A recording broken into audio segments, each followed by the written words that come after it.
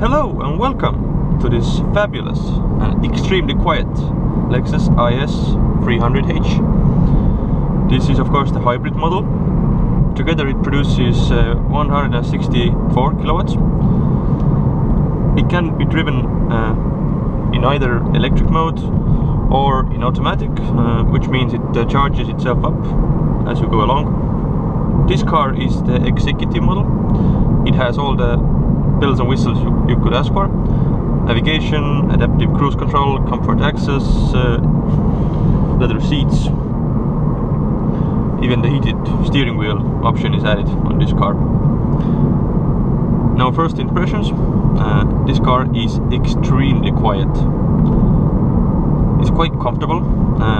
It has a very smooth ride, but the main thing is the fact that it is so quiet. There's no vibration at all. The car shuts itself off when it's at a standstill.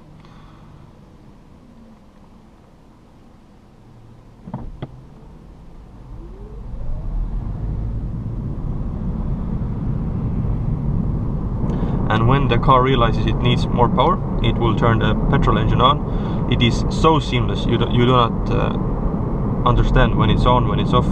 You can only tell it by the gauge here. When it's on power, the engine is working. And when the EV light shows up, it's in all electric mode. You have the beige leather interior with some dark, I don't know what it is, dark piano black inserts maybe. You have the multifunctional leather steering wheel. You have the perforated leather seats. Unfortunately, this car doesn't have the ventilated seats. In summer it would be very nice, but oh well. But the leather quality is exceptional. It's so smooth, it's so nice. The instrument dial, it's very neatly laid out. Everything is clear. So you have 3 driving modes. Right now I'm using the Eco mode. Second mode is normal. You have to push this center button to get to normal mode. In normal mode, the throttle response is a little sportier, and the car uses the petrol engine more than it did on the Eco mode. And when you switch it to sport, the center display now shows a rev counter instead of the Eco and power mode. In sport mode, it utilizes both the engine and the electric motor to get the best performance. Now, this car, it isn't a slow car. It has all the power you could ask for, but it's not a fast car, if you know what I mean. Now, I like sporty driving, but I have driven this car maybe 100 kilometers, and I can say that most of the time I have spent in Eco mode. This car will not be happy if you drive it around like you're in a hot hatch. This is nothing like any of those sporty sedans like from BMW, Audi, or etc. etc. This car is for cruising. You use the electric mode, and in that way you have a really good, quiet, comfortable car. And I can really see why people like these cars. It's very nice. The IS hybrid is offered only in automatic form. You don't want to do sporty driving with this gearbox. When it gets to the higher RPMs, it sounds like you're thrashing it, and it's really not very nice.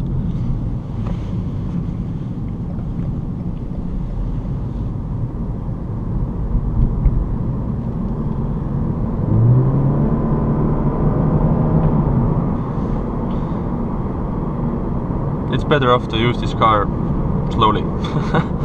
It's best off to leave it in Eco and drive and just let the car and the electric motor do its thing. Now, talking more about the interior. The more I sit in this car, the more I like it. There are some materials that could be better. For example, this bit here and this plastic center console. I don't know, it just feels cheap. I mean, the leather quality is so nice. Why would you put stupid plastic bits in the center console, it just ruins the car. All the buttons in here feel very nice and they're laid out very well. Although it has to be said that I do feel some Toyota in here still. There's some little details, for example the airbag on or off light. You don't need it here, do you? I'm criticizing it about the small things. As a whole, this interior in everyday life, you will be perfectly happy with it. It's so nice and refined in here.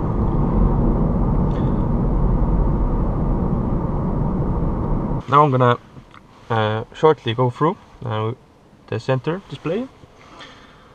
As you can see, you have this little joystick down here with the menu button and the home button. Menu button gives you the menu display, and you can move around with this joystick. I'm not sure how I think about this joystick. It's definitely not as user-friendly as I would say any of the Germans, but it's not bad. Once you get the hold of this, it's really easy to understand, and yeah, it's not really that bad. But again, this joystick sort of, it feels fidgety, and I think it should be more of a quality item. I mean, if you touch it every day, you want this to feel nice. This car also has the rear camera. Oh, it will show up on display. It's a really nice camera. I wish it could be more detailed, maybe. It doesn't have the best quality to it, but yeah, you can use it and it's fast and responsive. So I'll quickly show you the outside of this car. It's sort of like Marmite, this car. Either you like it or you don't. I mean, these lights they're not very nice, are they? But it's not ugly. They will grow on you, I think. Now in the rear, the same design line continues. I'm not sure about this rear light design. It's sort of like somebody sneezed and the pencil went down. Now, as I said, this car has the comfort access system. You just put your hand in the handle and it opens. And first of all, there's not much headspace, but the headlining is really nice. It's so soft. I don't know what material is this. It's not Alcantara. It's something different, but it's very nice. You could sit comfortably here. As you can see, there's some room, but I think the Germans have more room in the back. The leather feels so nice. I mean, compared to, for example, BMW, cheaper leathers, this wins hands down. We have this center console here with the cup holders, and it really feels elegant inside, doesn't it? Now, to start it, you just push the power button, and if it says it's ready, you can go.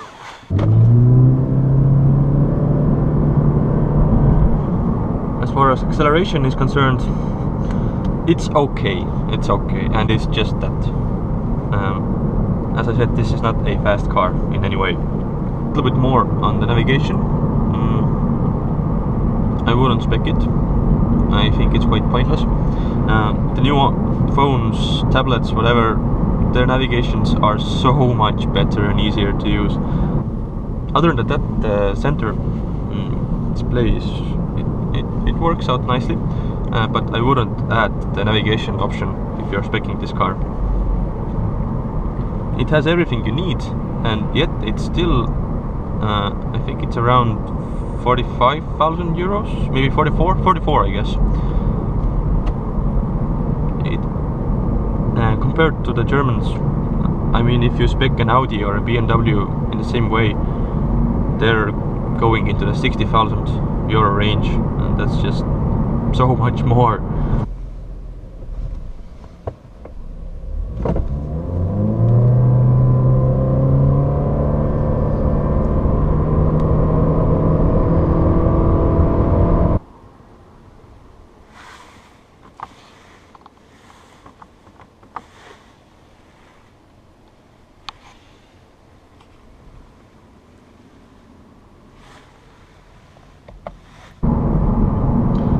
as I said, on the outside, this car has sort of a weird design. Some may like it, some may not. Now, as I'm driving it and I see it in person, it's sort of growing on me. Just like the interior, it's funky and stylish. I really like the fact that they have added this little touch of leather on this part here. When you go back here, it's the same usual materials, but this little bit here is leather, and you see it, and it really makes all the difference in the world. You see this nice stitching here, and it's really nice. So, all in all, what do I think about the Lexus IS? I can't say I would prefer it to the Germans, but it's a definite option, and it has sort of a different appeal. Whereas the Germans are very discreet and their styling is, some might say, boring, this has bold new looks, same amount of luxury as you would expect. I think it's a real contender.